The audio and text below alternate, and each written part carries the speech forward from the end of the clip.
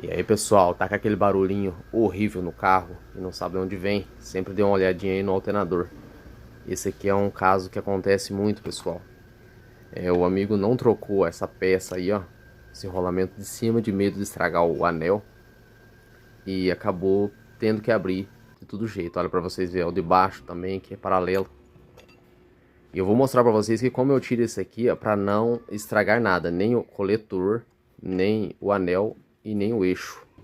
Olha pra vocês verem com a Allen 8, vou puxando a ferramenta pra cima e ela vai sacando o rolamento, sem danificar nenhuma peça.